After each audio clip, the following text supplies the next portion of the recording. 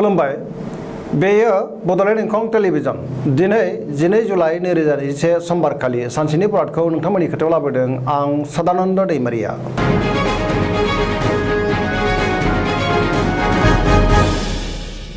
सिगां फरायनो लादों मेष राशि गिबि हांखो अ ल दिनैनि साना बारा मोजां नङा गोसोआव गोजोननाय गैयै जागोन माखौबा लानानै गोसोआव दिनै जिंगाया बांगोन गोसोखौ गोबां गुलुं गुजुं मोनगोन देहाया बारा मोजां थानाय नङा जानाय लोंनायाव सांग्रां जानाया गाहाम सोरनिबा सायाव गोबां रागा जोंफ्लांगोन रांखावरियाव बारा मोजां नङा गोबां खहा जानांनो हागौ बेफार फालांगियाव मोजां नङा होनजायो गुबुना खहा खालामनो नाजागोन सांग्रां जानाया गाहाम न'खराव बिसि फिसायनि गेजेराव अनलायनाय फैगोन बिदा फंबायजों मोजां सोमोन्दो थागोन मावनो लानाय खामानिखौ थि समावनो मावफुंनो गोब्राब जागोन गोसोनि साननायफोरा फेलें जागोन आरो टेबोर नांगोन मानिबा जाहोनाव गोसोआ बायग्लिगोन गोसोखौ दिनै दरसि मोनगोन जेबो गोदान हाबायाव दिनै आखाइ होथ'यैआनो मोजां होनजायो गुबुननि बोसोन लानानै खामानिखौ मावनांगोन सिनाय मोनै सोरबा सुबुंखौ बांद्राय फोथायफ्लांनानै खहा जानांनोबो हागौ सांग्रां जानाया गाहाम लाइमोनफोरनि गोसोआ दिनै जोबोर आला खाला जागोन फरायसाफ्रा फरायनायाव गोसो दुंखांनाय नङा नेगेटिभ एनार्जिनि गोहोम गोग्लैगोन मोनफ्रोमबो बिथिङाव सांग्रांथिनि गोनांथि जागोन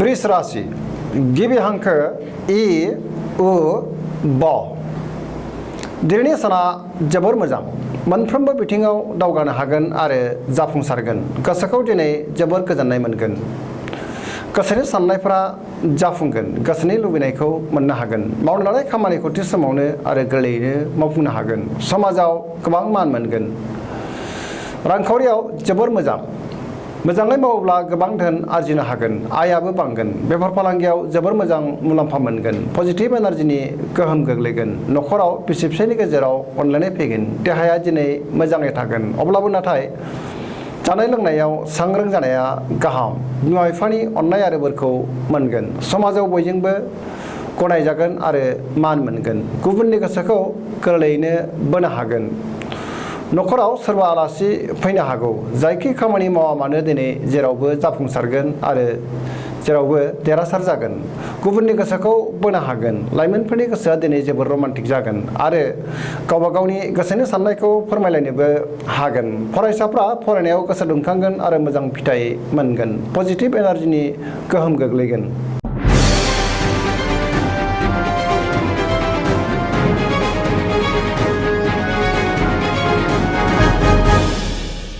मिथुन राशि गिबि हांखो ख स दिनैनि साना जोबोर मोजां मावनो लानाय खामानिखौ थि समावनो आरो गोरलैयैनो मावफुंनो हागोन देहाया दिनै मोजाङै थागोन अब्लाबो नाथाय जानाय लोंनायाव सांग्रां जानाया गाहाम पजिटिभ एनार्जिनि गोहोम गोग्लैगोन रांखावरियाव जोबोर मोजां होनजायो मोननो गोनां धोनखौ दिनै मोननो हागोन आया बांगोन आरजिनाय धोनखौ दोनथुमनो हागोन बेफार फालांगियाव जोबोर मोजां मुलाम्फा मोनगोन न'खराव बिसि फिसायनि गेजेराव अनलायनाय फैगोन बिदा फंबायजों मोजां सोमोन्दो थागोन बिमा बिफानि अननाय आरो बोरखौ मोनगोन समाजाव मान मोनगोन गोसोनि बोलोआ दिनै बांगोन गुबुननि गोसोखौ गोरलैयैनो बोनो हागोन गोसोनि साननायफोरा जाफुंसारगोन सोरबा लोगोनिफ्राय हरखाबै मोजां खौरां मोननो हागौ गोसोखौ जोबोर रमान्टिक मोनगोन पजिटिभ एनार्जिनि गोहोम गोग्लैगोन जायखि खामानि मावा मानो दिनै मोजाङैनो मावफुंनो हागोन आरो जाफुंसारगोन सरासनस्रायै दिनै साना जोबोर मोजां आरो मोजाङैनो बारग'लांगोन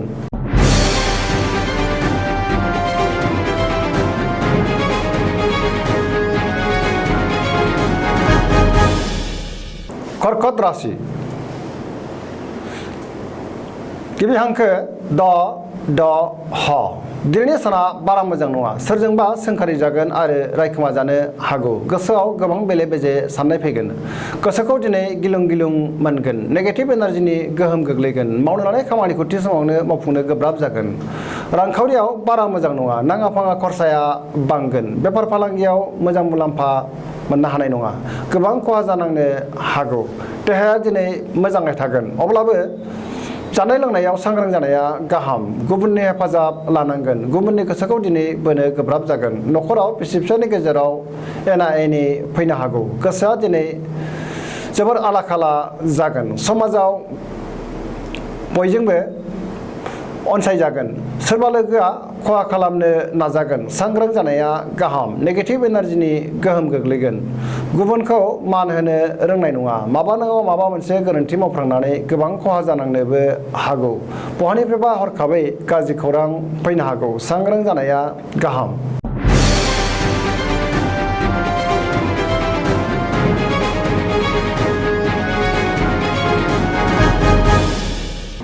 सिंह राशि गिबि हांखो म ट दिनैनि साना मोजां आरो गाज्रिनि गेजेरजों बाबेनलांगोन गोसोआव गोजोननि आंखाल जागोन सोर सुथुर सोर लोगो बेखौ सिनायनो गोब्राब जागोन गोसोनि साननायफोरा देबारनांगोन बहाबा दावबायहैयोब्ला दिनै सांग्रां जानाया गाहाम जाब्रबथायनि आसा दङ गोसोखौ जोबोर गुलुं गुजुं मोनगोन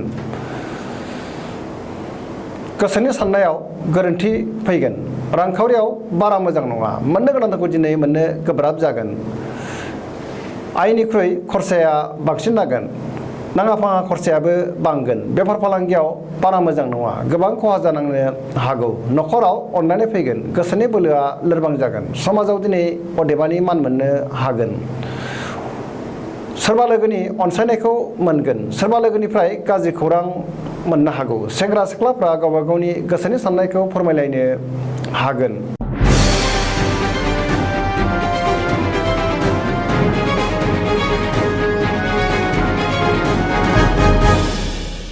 कन्या राशि गिबि हांखो प ट दिनैनि साना बारा मोजां नङा गुबुननि थाखाय नाङा फाङा जेंनायाव गोग्लैनांनो हागौ सोरबा लोगोआ खहा खालामनो नाजागोन बहाबा थाङोब्ला दिनै लामा सामायाव सांग्रां जानाया गाहाम जाब्रबथायनि आसा दङ गोसोखौ दिनै जोबोर गुलाय गुजाय मोनगोन रांखावरियाव दिनै बारा मोजां नङा होनजायो बेफार फालांगियाव गोबां खहा जानांनोबो हागौ आयनिख्रुइ खरसाया बांसिन जागोन देहाया दिनै मोजाङै थागोन अब्लाबो जानाय लोंनायाव सांग्रां जानाया गाहाम नखराव बिसि फिसायनि गेजेराव अननानै फैगोन गोबां खामानियाव मुखुब थानांगोन समाजाव मान मोनगोन गुबुनखौ बांद्राय फोथायनानै गोबां खहा जानांनोबो हागौ सांग्रां जानाया गाहाम सोरबा लोगोजों एना एनि जानोबो हागौ फरायसाफ्रा फरायनायाव गोसो जनाय नङा लाइमोनफोरनि गोसोआ दिनै जोबोर आला खाला जागोन आरो उसाव बादाव जागोन गोसोखौ हमथानाया गाहाम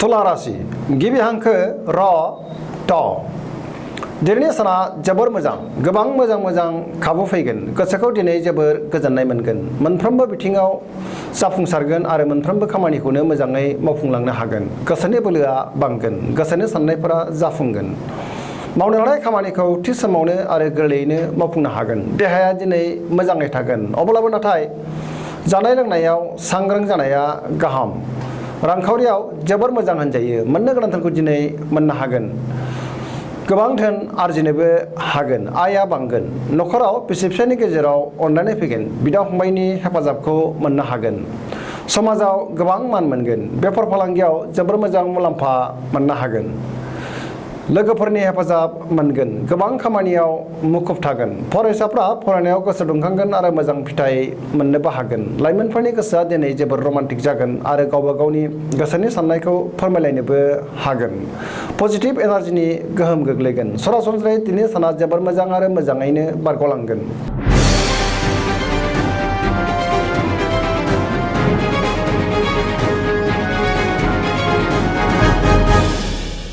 वृश्चिक राशि गिबि हांखो न स दिनैनि साना बारा मोजां नङा गोसोनि साननायफोरा देबारनांगोन गोसोखौ दिनै जोबोर गिलुं गिलुं आरो गुलुं गुजुं मोनगोन समाजाव लोगो लेवा बांगोन गोसोआ दिनै जोबोर उसाव बादाव जागोन मावनो लानाय खामानिखौ थि समावनो मावफुंनो गोब्राब जागोन समाजाव मानहानि जानांनो हागौ सांग्रां जानाया गाहाम जायखि खामानिखौ मावा मानो सांग्राङै मावनांगोन नखराव अननानै फैगोन रांखावरियाव मोजां आयआ बांगोन मोननो गोनांखौ दिनै मोननो हागोन बेफार फालांगियावबो मोजां मुलाम्फा मोननो हागोन देहाया दिनै मोजाङै थागोन अब्लाबो नाथाय जानाय लोंनायाव सांग्रां जानाया गाहाम गुबुननि गोसोखौ बोनो गोब्राब जागोन गोसोनि लुबैनाया बांद्राय जागोन लोगोफोरजों गोरोबनो गोब्राब जागोन नेगेटिभ एनार्जिनि गोहोम गोग्लैगोन। सोरबा लोगोआ थगायनो नाजागोन। सांग्रां जानाया गाहाम। लाइमोनफोरनि गोसोआ दिनै जोबोर आला खाला जागोन। फरायसाफ्रा फरायनायाव गोसो दुंखांगोन आरो मोजां फिथाइ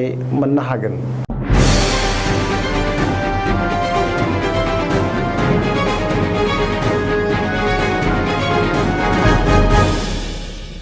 धनु राशि गिबि अंक ध फ भ दिनैनि साना जोबोर मोजां।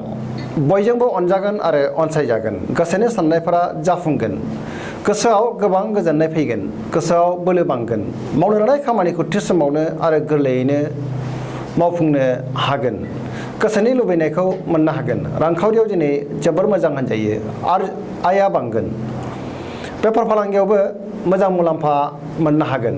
गोबां धोन आरजिनो हागोन। समाजाव मान मोनगोन। देहाया दिनै मोजाङै थागोन। न'खराव बिसि फिसायनि गेजेराव अनलायनाय फैगोन। बिदा फंबायनि हेफाजाब मोनगोन।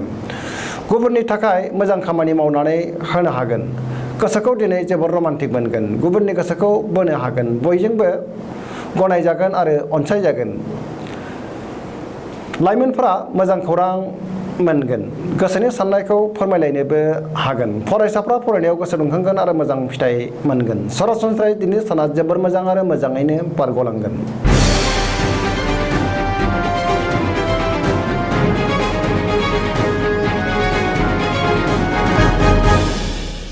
मकर राशि गिबि अंक ख ज दिनैनि साना बारा मोजां नङा। गोसोखौ दिनै जोबोर गुलाय गुजाय मोनगोन। नेगेटिभ एनार्जिनि गोहोम गोग्लैगोन। गोसोनि साननायफोरा देबर नांगोन। देहाया दिनै मोजाङै थागोन। अब्लाबो नाथाय जानाय लोंनायाव सांग्रां जानाया गाहाम। रांखावरियाव दिनै बारा मोजां नङा। नाङा फाङा खरसाया बांगोन। मोननो गोनांखौ दिनै मोननो गोब्राब जागोन। आयनिख्रुइ खरसाया बांसिन जागोन। बेफार फालांगियाव गोबां खहा जानांनो हागौ। सांग्रां जानाया गाहाम। न'खराव बिसि फिसायनि गेजेराव एना एनि फैनो हागौ। गोसोआ दिनै जोबोर अहंकार जागोन। लाइमोनफोरनि गोसोआ जोबोर आला खाला जागोन।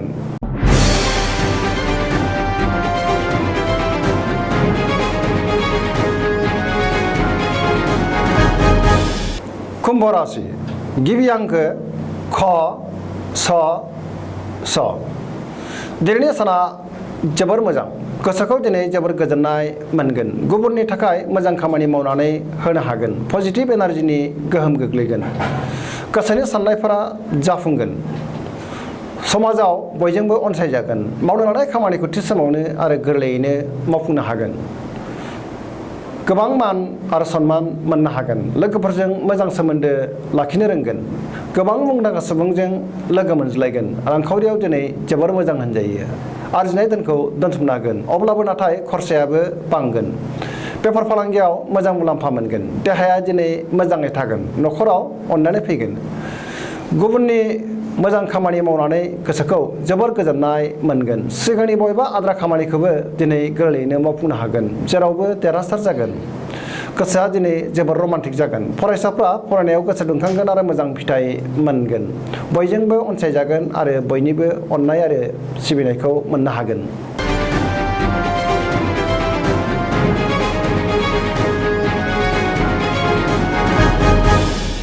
मीन राशि गिबि हांखो ड स दिनैनि साना जोबोर मोजां। गोसोखौ दिनै जोबोर गोजोननाय मोनगोन। सोरबा आंगो लोगोजों बहाबा लोगो मोनलायगोन आरो गोसोखौ बांसिन गोजोननाय मोनगोन। गोसोआव जोबोर गोग्गो आरो गोथों साननाय फैगोन। पजिटिभ एनार्जिनि गोहोम गोग्लैगोन। देहाया दिनै मोजाङै थागोन। रांखावरियाव जोबोर मोजां। मोननो गोनांखौ दिनै मोननो हागोन। आरजिनाय धोनखौ दोनथुमनो हागोन।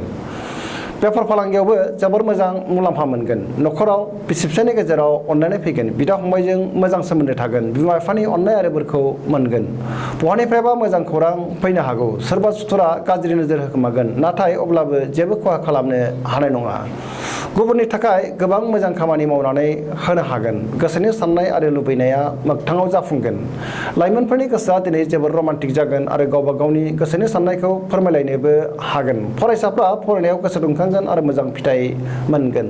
धोरोमारि बिथिङावबो गोसो दुंखांगोन। जायखि खामानि मावानो दिनै मोजाङैनो मावफुंनो हागोन आरो जेरावबो जाफुंसारगोन। दिनैनि राशि फरायनाया एसेनोसै। जोबनायाव बेखौनो खावलायो जाहाथे नोंथांमोना सानफ्रामबो जोंनि बे बड'लेण्ड इंखं टेलिभिजनखौ नायबाय थायो आरो साबस्क्राइब खालामो। एसेनोसै। गोजोन्थों।